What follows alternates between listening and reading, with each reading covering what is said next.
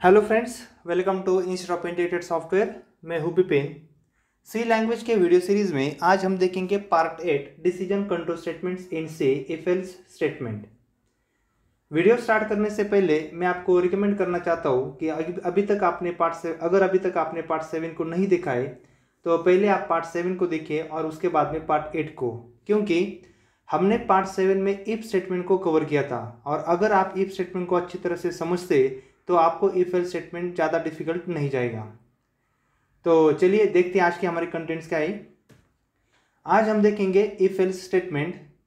If else statement खत्म होने के बाद हम उसके ऊपर 2-3 एग्जांपल्स भी करेंगे, जैसे कि पॉजिटिव नेगेटिव का प्रोग्राम्स, ऑड इवन का प्रोग्राम, और अगर मुझे 2 नंबर में से किसी ग्रेटर नंबर को फाइंड करना है तो वो भी प्रोग्राम्स हम इफ एल्स के ऊपर ही करेंगे। तो चलिए सबसे पहले मैं आपको इफ एल्स स्टेटमेंट के बारे में बताता हूँ। The if else statements in C language is used to execute the code if condition is true or false।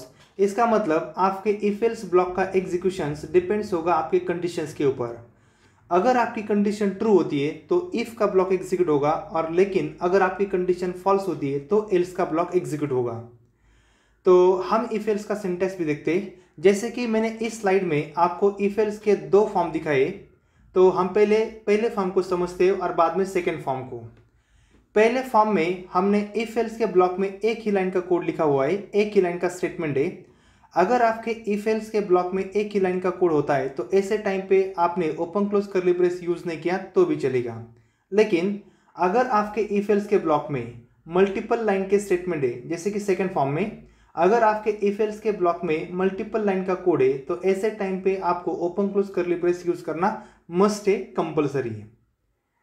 ठीक है, तो इफ एल्स इतना ज़्यादा डिफिकल्ट नहीं, आपको सिर्फ इतना याद रखना है, अगर आपकी कंडीशन ट्रू होती है तो इफ का ब्लॉक एग्जीक्यूट होगा, और अगर आपकी कंडीशन फॉल्स होती है तो एल्स का ब्लॉक एग्जीक्यूट होगा। तो चलिए इसके ऊपर हम कुछ प्रोग्राम्स भी करते हैं। तो हमारा पहला प्रोग्राम है पॉजिटिव नेगेटिव का। इस प्रोग्राम्स में हम क्या करेंगे, यूजर से कोई भी एक वैल्यू एक्सेप्ट करेंगे और चेक करेंगे कि वो वैल्यू पॉजिटिव है नेगेटिव है। आपको प्रोग्राम अच्छी तरह से समझने के लिए हम इस कोड को टर्बो सी पे टाइप करते हैं और उसको रन करके भी देखेंगे। तो चलिए मैं टर्बो सी को ओपन कर देता हूँ। टर्बो सी को ओपन करने के लिए आप सिर्फ अपने डेस्कटॉप के ऊपर टर्बो सी का जो भी आइकॉन होगा उस आइकॉन पे सिंपली डबल क्लिक कर दीजिए। डबल क्लिक करने के बाद यहाँ पे start Turbo C plus plus, और उसके बाद आपका ये सॉफ्टवेयर ओपन हो जाएगा। ओपन होने के बाद यहाँ पे न्यू फाइल लीजिए, न्यू फाइल के लिए फाइल और न्यू, तो न्यू फाइल ओपन हो जाएगी और इस फाइल में अब हम कोड टाइप करेंगे। तो मैं कोड कर देता हूँ। सबसे पहले header file hash include stdio.h, second file hash include con.io.h, उसके बाद main function wide main function में सबसे पहले हम स्क्रीन को क्लियर करते हैं, इसके लिए CLR SCR, और लास्ट में आउटपुट की स्क्रीन को होल्ड करने के लिए गेट CH।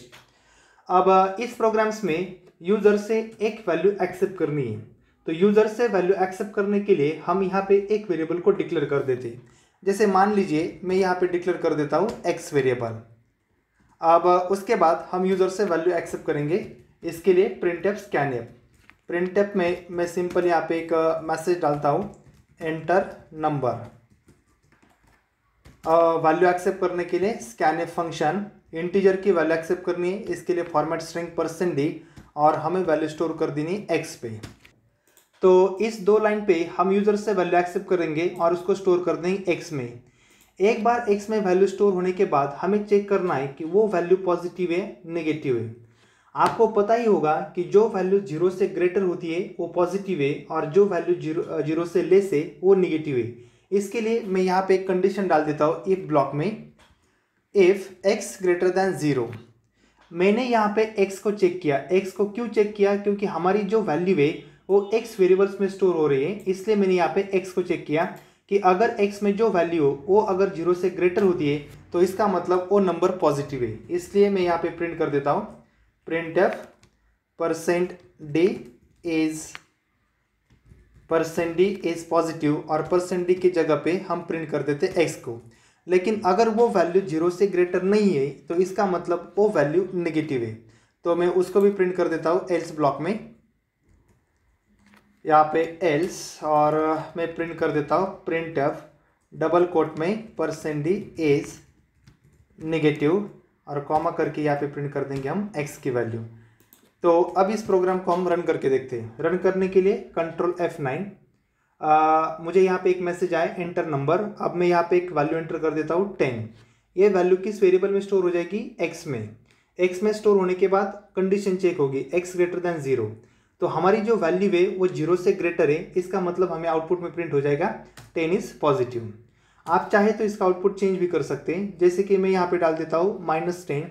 अब -10 डालने के बाद x ग्रेटर देन 0, ये कंडीशन तो फॉल्स हो जाएगी क्योंकि -10 तो 0 से ग्रेटर नहीं है और कंडीशन फॉल्स होती है तो ऐसे टाइम पे एल्स का पार्ट एग्जीक्यूट होगा और आपका आउटपुट में प्रिंट हो जाएगा -10 इज नेगेटिव। ठीक है, ये था हमारा पहला प्रोग्राम। आसान था, ज़्यादा डिफिकल्ट नहीं है।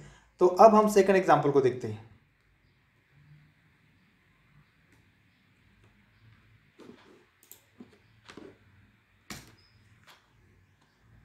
हमारा सेकंड एग्जाम्पल है ऑड इवन का।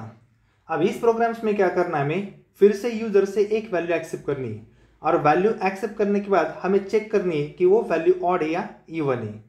तो इसको भी अच्छी तरह से समझने के लिए मैं इस प्रोग्राम्स को भी टर्बो सी पे टाइप कर देता हूँ और उसको भी हम रन करके देखेंगे। तो चलिए मैं फिर से टर्बो सी पे जाता हूँ।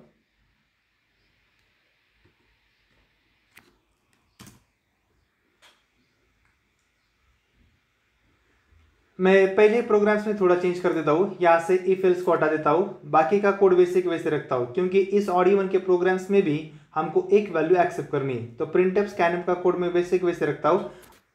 अब यहाँ पे हम कंडीशन डालते हैं, हमें चेक करना है कि यूजर ने जो वैल्यू एंटर की वो ऑड है या इवन है। तो उस वैल्यू का हम चेक कैसे करेंगे?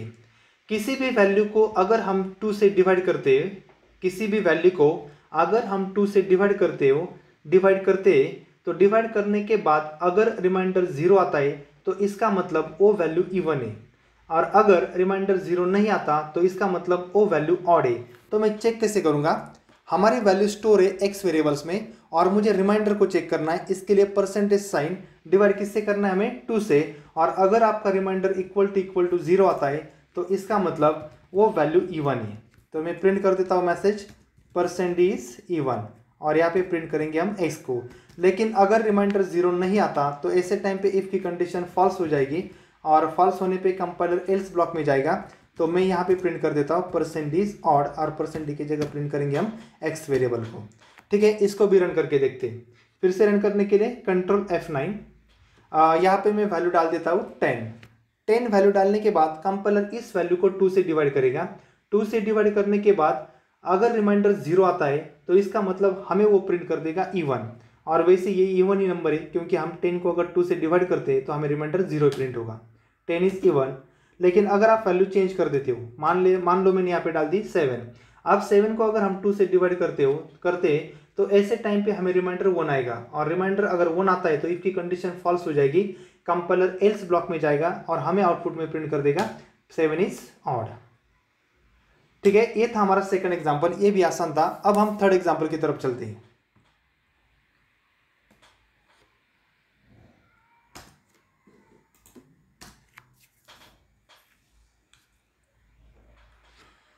हमारा थर्ड एग्जांपल है ग्रेटर नंबर बिटवीन 2 नंबर। इस प्रोग्राम से हम क्या करेंगे, यूजर से 2 वैल्यू एक्सेप्ट करेंगे और उन दोनों वैल्यू में से जो भी ग्रेटर होगी उसको प्रिंट कर देंगे। तो चलिए इसको भी मैं टर्बो सी पे दिखाता हूं आपको।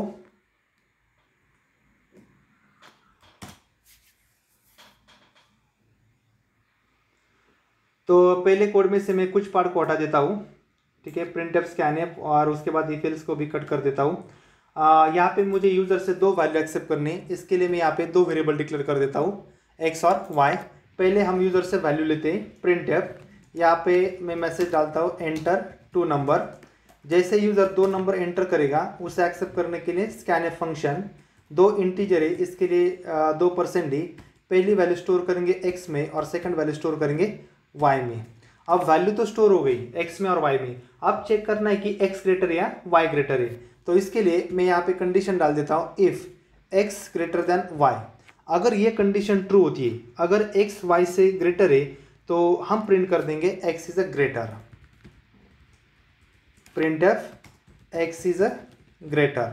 लेकिन अगर ये कंडीशन फॉल्स होती है तो कंपाइलर एल्स ब्लॉक में जाएगा और यहाँ पे हमें प्रिंट कर देगा y इज अ ग्रेटर,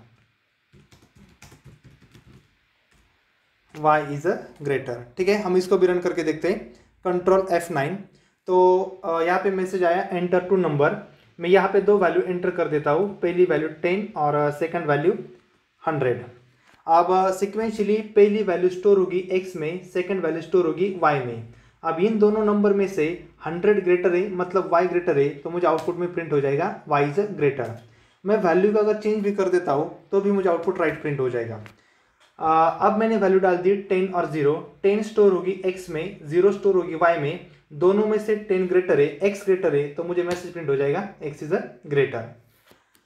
आप चाहे तो इस मैसेज को भी चेंज कर सकते हो, जैसे कि मैंने यहाँ पे मैसेज डाल दिया x is greater, y is greater. आप चाहे तो x और y की जगह पे उस वैल्यू को भी प्रिंट कर सकते हो। प्रिंट कैसे करेंगे? सिर्फ x की जगह पे डाल दीजिए %d और आगे कॉमा करके वेरिएबल का नाम, तो यहाँ पे x प्रिंट हो जाएगा। वैसे ही सेकंड एल्स में y की जगह पे डाल दीजिए %d और कॉमा करके वेरिएबल का नाम डाल दीजिए y।